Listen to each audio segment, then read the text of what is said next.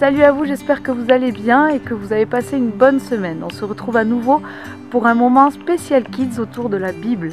La semaine dernière, nous avons parlé de la sagesse. Cette semaine, nous allons parler de quelque chose qui vient compléter la sagesse, c'est l'obéissance. Nous allons essayer de comprendre ensemble le rôle des parents et en quoi c'est important de leur obéir. Alors c'est parti, à vos Bibles.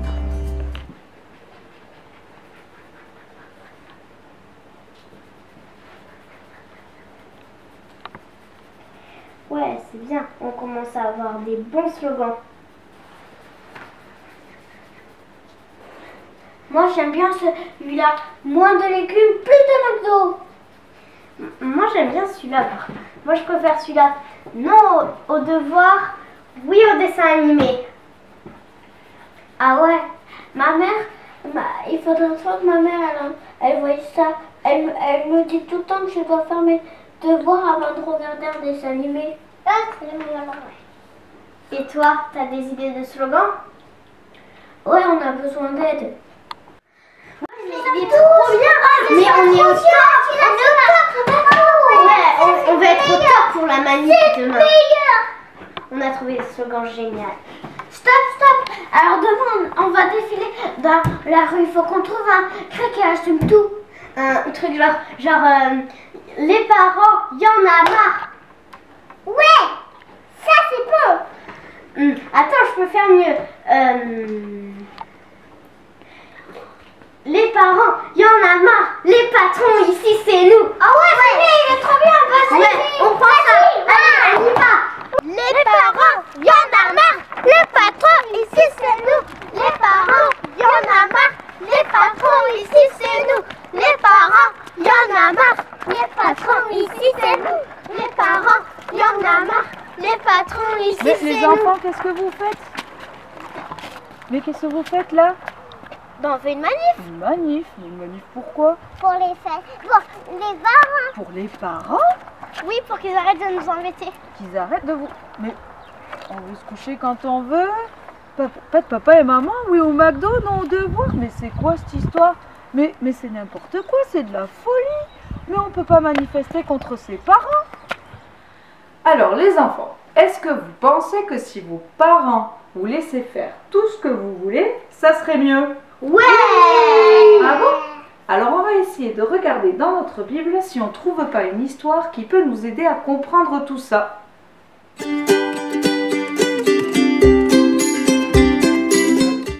Bonjour, je suis le prophète Nathan. Mon travail, c'est de dire ce que Dieu veut faire pour son peuple et de veiller à ce que dans son royaume, sa volonté soit faite. Mais avec David, c'est pas toujours facile. Vous vous souvenez de David, le jeune garçon qui a vaincu Goliath, qui est devenu roi? Les années ont passé, David est devenu papa, il a eu des enfants, et ses enfants, il les aime. Mais ses enfants, il les aime mal. Jamais il leur fait de reproches. Jamais, quand ils font des bêtises, il leur dit « c'est pas bien de ça, il faut pas le faire ». Du coup, ils ont grandi sans savoir ce qui est bien et ce qui est pas bien. Et ils ont fait n'importe quoi. Et là, on atteint un summum, le summum, avec Adonijah. David a vieilli, il est même devenu très vieux. D'ailleurs, il sort plus de sa chambre. Et son fils, Adonijah, il fait comme si son père était déjà plus roi et qu'il n'était plus là. Et il fait comme si Salomon, son frère, n'avait pas été désigné par Dieu pour devenir roi. Je voudrais déjà être un roi. Je voudrais déjà... Mais attends, je peux être un roi. Il faut que je fasse comme si j'étais le roi. Papa va rien dire. Il a jamais rien dit. Et oh vous tous, je suis le roi. Je suis le roi. Il me faudrait des trucs de roi. Une couronne et une armée de soldats pour défiler. Ouais! Adonijah a trouvé un char, des cavaliers, 50 hommes pour courir devant lui et dire à tout le monde que c'est lui le roi, que c'est lui le nouveau roi. Je suis le roi! Je suis le roi! Et oh vous tous, prosternez-vous devant moi, votre nouveau roi!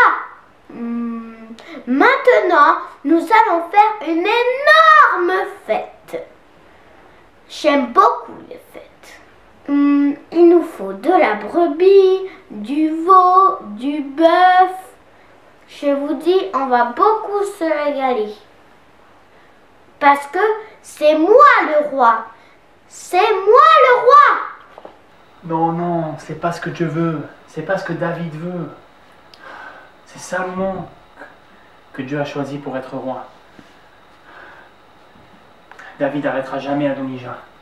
Il faut que j'intervienne. Il faut que j'intervienne. Je vais. Il faut que j'aille voir la mère de Salomon. Et qu'elle aille voir le roi David. Et que j'aille avec elle. Il faut que Salomon devienne roi maintenant. Il faut que Salomon devienne roi maintenant. J'y vais. C'est bon. David a déclaré Salomon comme roi. Mais Adonijah ne le sait pas encore. Dès qu'il arrive, on crie « Vive le roi Salomon! Vive le roi Salomon !» Ok? Ok. Ok, ça marche. Vive le roi Salomon! Vive le roi Salomon! Salomon est devenu roi? Oui, David l'a proclamé roi. Vite, il faut que je m'enfuis, sinon il va me punir d'avoir fait croire que je suis le roi. Voilà les choses entrant dans l'ordre. Salomon est le roi que Dieu veut pour son peuple. On trouve cette histoire dans le livre de 1 roi, au chapitre 1er, du verset 5 au verset 53. Et au verset 6, il nous est dit « Son père ne lui a jamais fait aucun reproche pendant sa vie. Il ne lui a jamais demandé pourquoi il agissait de telle ou telle façon. » Du coup, Adonijah n'a jamais pensé à se demander si ce qu'il faisait était bien ou mal, puisqu'on ne lui avait jamais rien interdit. Il a grandi en devenant un adulte qui se laissait remplir par l'orgueil et qui se vantait énormément. Mais est-ce que c'est vraiment ce que Dieu veut que nous devenions? Et vous, qu'est-ce que vous en pensez? Est-ce que David a bien fait de ne jamais rien dire à Adonijah et de le laisser faire tout ce qu'il voulait? Non, non. Revenons-en à vos réclamations. D'après vous, pourquoi vos parents ne veulent pas que vous alliez souvent au McDo? Parce que c'est mauvais pour la santé. Oui, parce que c'est mauvais pour la santé. Et d'après vous, pourquoi est-ce qu'ils insistent pour que vous mangiez des légumes? Parce que c'est bon pour la santé, ça ne rend pas malade. Oui, c'est vrai. Et pourquoi est-ce qu'ils vous forcent à faire d'abord vos devoirs au lieu de regarder la télé? Parce que ça nous fait mal aux yeux et que ça énerve la télé. La télé et les devoirs. Parce que là, ça fait grandir notre cerveau. Et on apprend. Oui, on apprend.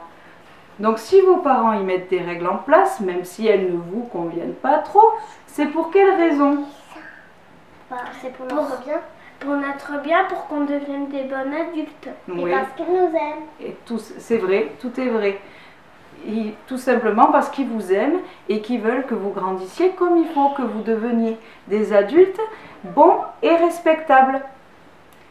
La Bible dit: enfants, obéissez à vos parents en toutes choses, voilà ce qui plaît à Dieu. Dans Colossiens au chapitre 3 au verset 20 et dans Éphésiens au chapitre 6 au verset 2 et 3, il est dit: respecte ton père et ta mère, voilà le premier commandement que Dieu a donné avec une promesse. Cette promesse, la voici: alors tu seras heureux et tu vivras longtemps sur la terre. Obéir à ses parents et les honorer, c'est un commandement de Dieu. Mais c'est un commandement qu'il a fait avec une promesse. C'est-à-dire, si vous obéissez, alors vous vivrez heureux et longtemps. Donc, si Dieu a mis tout ça en place, c'est tout simplement parce qu'il veut votre bonheur. Alors les enfants, est-ce que vous avez envie d'être heureux? Oui. Alors qu'est-ce qu'il est conseillé de faire? Obéir à ses parents.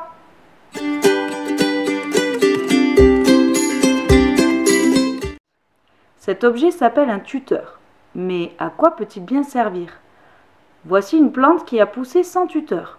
Elle pousse de travers et elle va finir par se casser et ne supportera pas grand-chose. Si tu lui mets un tuteur, elle poussera droite et elle résistera mieux à tout ce qui pourra lui arriver. Le tuteur, c'est comme les parents pour vous. Leurs conseils, leurs recommandations, leurs soins, même si tout ne sera certainement pas parfait et qu'ils commettront des erreurs, tout ça, ça vous permettra de bien grandir et de vous préparer à la suite de votre vie. Que vaut-il mieux? Être un adulte, une plante toute tordue? ou une plante bien droite, un adulte équilibré. Le proverbe 13, verset 1 dit « Un enfant raisonnable tient compte des avertissements de son père, mais un enfant qui se moque de tout n'accepte aucun reproche. » On a le choix. On peut être cet enfant qui se moque de tout, qui râle, qui boude, qui traîne les pieds pour obéir à maman, qui se moque de l'autorité de ses parents, et du coup qui va grandir mal, qui va grandir tout tordu. Ou alors, comme on l'a vu la semaine dernière, on peut être cet enfant qui a choisi de demander la sagesse et comprendre aujourd'hui que c'est mieux pour nous d'obéir, d'écouter, de respecter les parents. Et alors on grandira bien et on deviendra une belle plante. On pourrait maintenant prendre du temps pour discuter de tout ça en famille et surtout finissons ces moments par un temps de prière seul ou en famille pour remercier Dieu pour les parents, la famille, toutes les personnes qui peuvent s'occuper de nous et lui demander de nous aider à être sages et à leur obéir.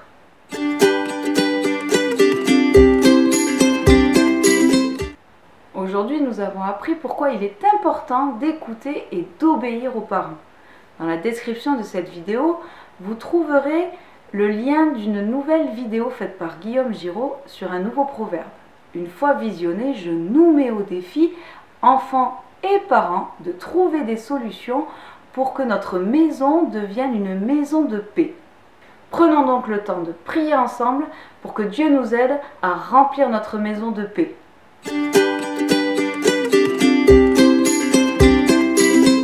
Voilà, ces temps avec vous touchent à leur fin, mais par contre, ils ne font que commencer pour vous en famille. Que Dieu vous aide dans les défis de cette semaine, qu'il vous bénisse. On se dit à bientôt et soyez heureux!